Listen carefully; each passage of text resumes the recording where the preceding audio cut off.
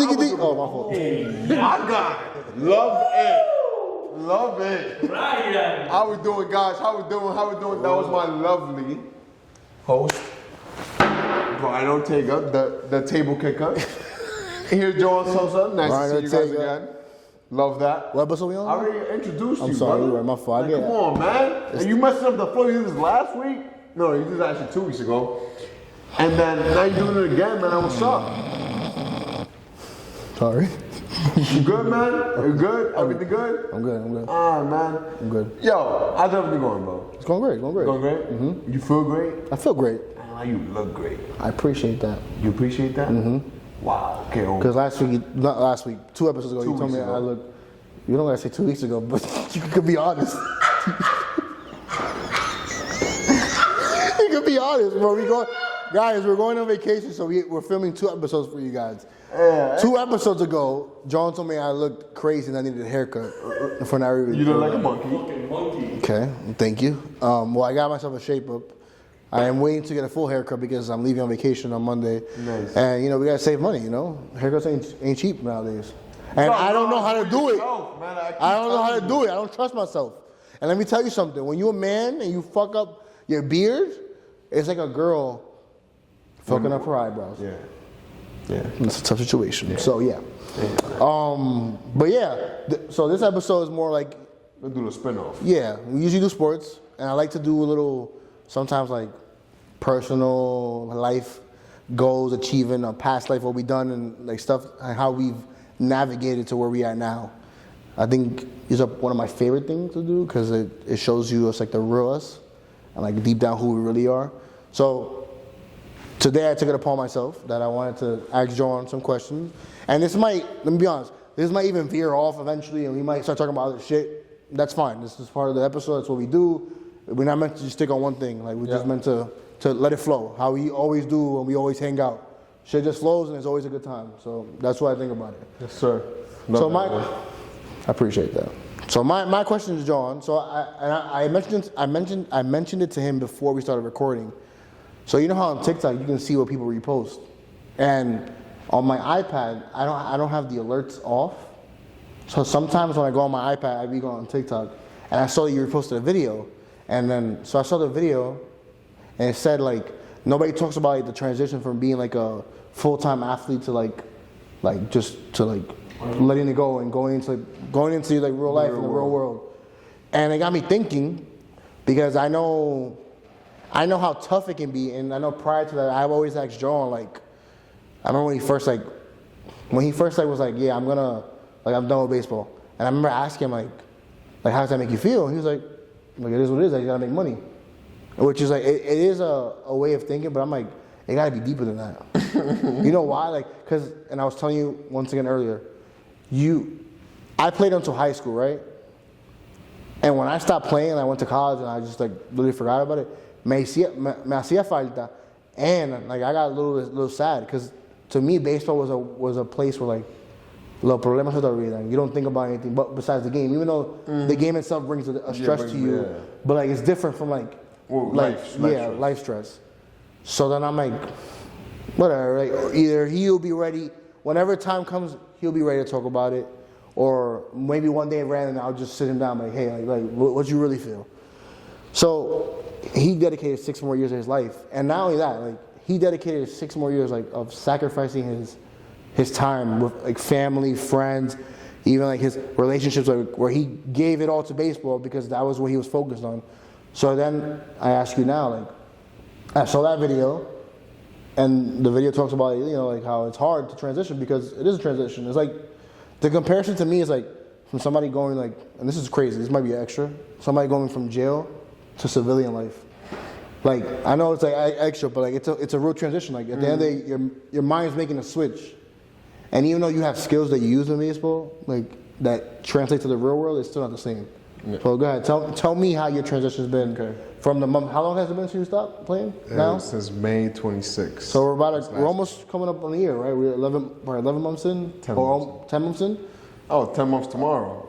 Oh yeah, wow, crazy. So, but look, you even remember the exact date. So to think about that, it's like something that's implemented in your brain, like stuck there. So tell me, bro, like, how has it been, your transition? So I feel like, first things first, nobody does speak about it. And it's because once you stop being an athlete, you are kind of, I guess, not important anymore. And that's why it's not spoken enough, because those voices are not heard. Okay. Right? Mm-hmm. So that's why I feel like it's not spoken about enough, that transition. So like, for the people out there that don't know, I played Division I baseball, and I finished playing until the age of 24. I started at age 4. So I played 20 years of baseball. Yeah, so I played a long time. Know a lot. You almost played a fourth of your life. Almost. You were missing 5 more years. Huh? You almost played for a fourth of your life. Like 25% of your life, John. Do not make this about. I played more than a fourth of my life. I played 20 years. I'm 25 years old. Sorry, my fault. You've almost played for a quarter of a century. Wow.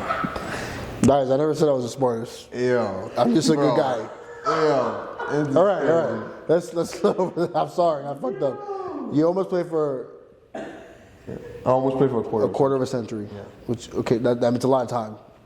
Yeah. Okay. All right. To be honest, that last game, so also I was the last out, right? So that made it a little tough. Gut punch. Yeah, I was the last out, so it felt surreal. And I'll be honest and say that I'm able to flip the page easier than others, because I do see my brother, how he is, and for him it was a little harder. But it was hard on me. I just don't really show it. And why it's hard on me is because of my dad, not really because of me. Because I know in life I'll be fine. Oh, I get what you mean. In life I'll be fine. Baseball, while it was my dream, it was my goal, it was everything I wanted, it was also my dad's goal, and it was more for him. And I posted a video on TikTok like a week ago. I saw of me hitting a walk-off home run, and that was the only game my dad went to that year. And I was able to do that in front of him, and to hear him and his emotion, his expressions when I hit it, it was almost as if he hit it. Yeah, because he hit the he lives through you. And ever since I posted that video, I have gone on reminiscing a lot of not me playing Division I baseball, but me playing when I was 14 years old, when I was 13 years old. And I still remember every day I would come home from school and my dad would say, let's go to the field, we got practice. And there'll be days where I wouldn't want to. I just want to relax, play PS3 at that time. And he would make me. And in that moment, you don't take things so serious. I took it for granted. But then I thought, I was like, damn, there was one time where it was the last time I went to go practice with my dad and I didn't know it was. And I can't recall when it was the last time, because to me it was just another normal day, because we had 1,000 days like that where it was just me and him. And so once that transition happened, it was really hard for me because it was hard on him. And my dad, he was there through every step of the way. He went to every game. He drove me to every game. I was the kid that always had water while kids didn't, because he'd bring me a frozen bottle of water every game. It's love. Yeah, and those kid. are things that I would never forget. And once I have a kid, I would, everything he taught me, I would instill it to them. But for me, it was hard because of that. And to this day, my dad, he'll call me. He was like, and this was actually 3 days ago on Sunday, 2 days ago, I was working, and he calls me, and we just chatted up regular, not even talking about baseball. And then he tells me, oh, I saw the video you posted on TikTok. I didn't even know he had TikTok. And then he goes like, yo, like, you gave up too early. I'm like, Dad, like I was 24 years old, and like it was time to let go. He was like, yeah, but you were so good, like you could have done it. And that's when it brings me back, because it's like he wanted it so bad. You know, he wanted so bad. Sometimes, like, I hear him, and it's like, damn, I failed him. That's tough, because when you put it in that perspective, it's like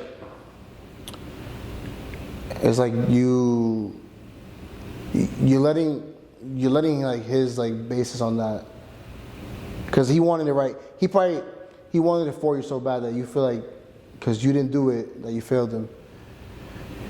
And maybe the reason why he probably says that is because you are 24. But I also feel like knowing you as a person, I know there's more in life that you want to do. Yeah. And I feel like sometimes, especially like coming from where we come from and our parents, sometimes they have like a tunnel vision on, and they don't understand like there's a bigger vision. And because like times are different, like things are not as easy, so we have to prepare ourselves earlier than like, what they had to do in certain aspects. Yeah. So that hits hard. Like I can understand like why you even reminisce or feel about that, because like as a kid, all you want to do is you want to make your parents proud, right? You don't want to fail them, or even like you didn't fail them. Like I know you probably felt like that, but I promise you didn't. Like failing them would be like becoming a drug addict, not graduating. You're a man with his bachelor's. You needed to do, and then one to the other side. It's not like you gave up something and then you just said, "Bueno, la vida termina aquí y estamos aquí." And that's what I try to tell him, because every time he would bring it up, I'll be like, "Yo, Pops, I'm good though." He was like, "I know you're good, but you could be better." And then that's his mindset, you know. So Yeah. To him, it's like, "I know you're good because I've prepared myself where I'm gonna have a good life, and God willing me, you know, and I'll be able to do things that I want." But obviously, if I would have made it in baseball, that's obviously better. No, that's It's the greatest life. Yeah, and also like it's a one in like $1 million. thing to do. Like not everybody even makes it in general, so 100%. But like, I don't know. I feel like sometimes like you also have to do what you think is best for yourself too. Yeah. Because you could keep like I remember at a time you told me like it came to a point where like it just wasn't fun for you anymore. Yeah, I would say going my second to last year. After that year, I kind of knew I wasn't getting like signed or drafted down, and that second to last year was very stressful on me because I had a lot of pressure on myself. I had a very good first Division I year, and then that second year came around, and like I wanted to do even better. Yeah. You know, and I was speaking to some scouts, and I had to perform. So that second year, I was like, okay, I gotta do this, and then you eventually don't. So it's like, and at that time I was 23 already. Like that's now I'm getting to that age. So going into my last year of college, I knew it wasn't gonna happen. While my dad, he thought there was hopes. Yeah, he had faith. Because he's Pops. So he's gonna say his kids is the best in the world. Yeah. But me going into that last year, my thought process into it was, hey man, just have fun. Because to me, I know these are my last 52 games. So just enjoy these last 52 games, have fun, enjoy the good, enjoy the bad. Because at one point, I'm gonna wish to be there. You know, and it's true. You know, I like where I'm at just because The balance you have now? the balance I have life. I don't miss stuff. Like I'm there through family events. I'm there with my girlfriend wherever I go. I'm here with my friends. I wouldn't be able to do this. No, podcast. yeah, I always say this. Like, this is the first year. I wouldn't be able to do this podcast. Seeing you like on Yeah. This is the first year that Yeah. which is also bonded our friendship even stronger because me and John and everybody, like we were close friends. Like, I'm not saying we're not, but when you don't see somebody, and then when they do come back, but then they have to Leave dog this stuff to work because you had to work to make money to maintain. Yeah.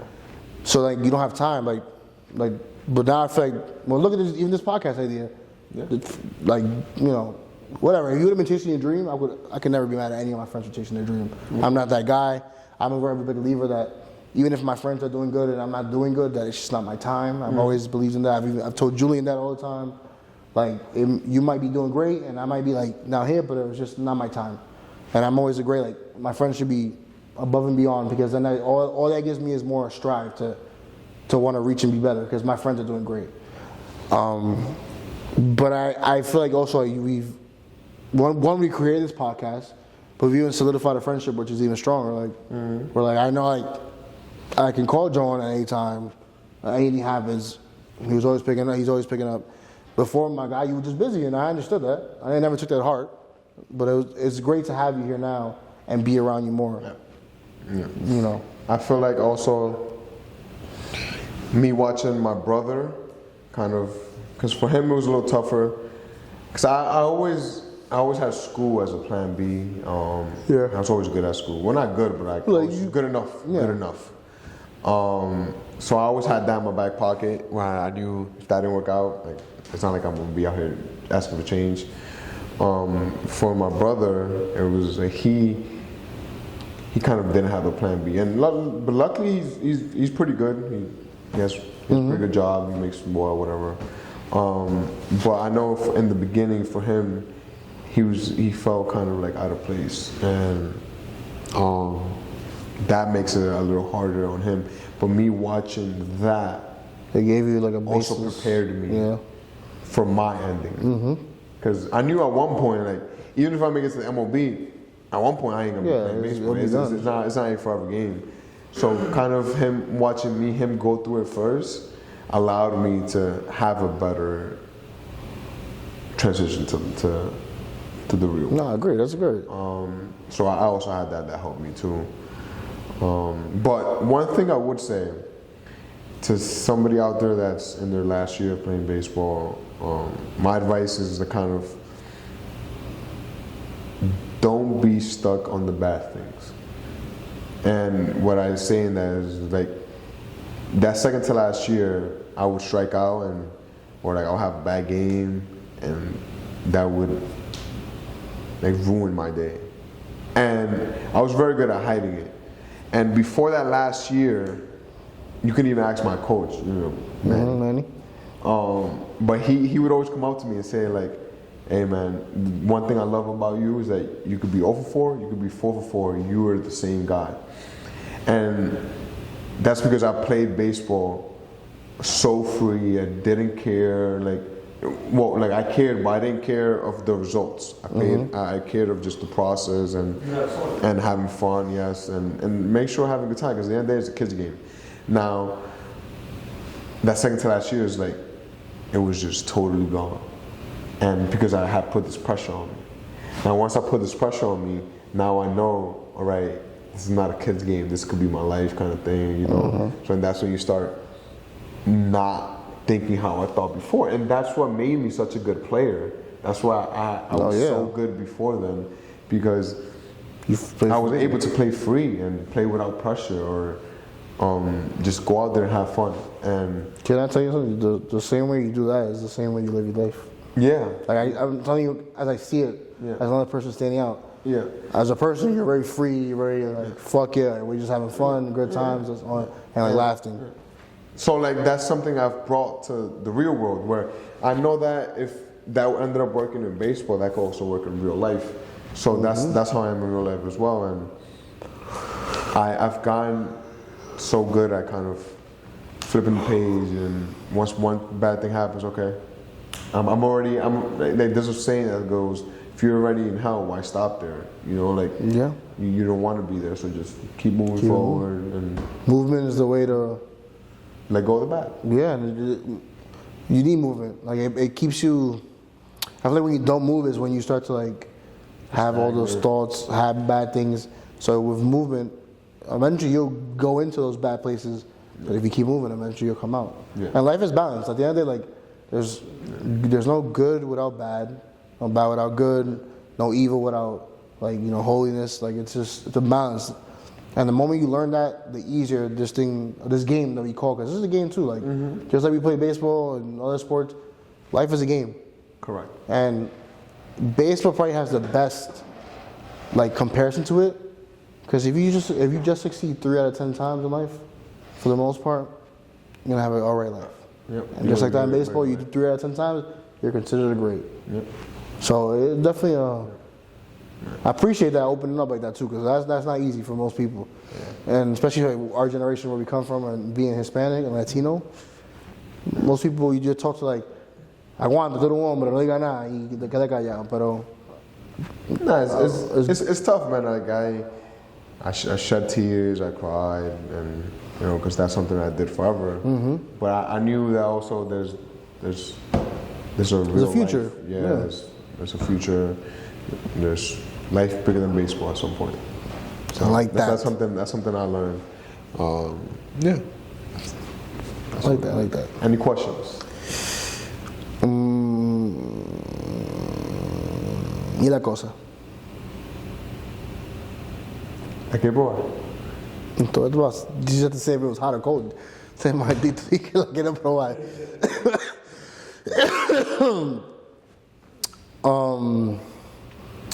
Do you feel like did you leave anything, or you could have done more?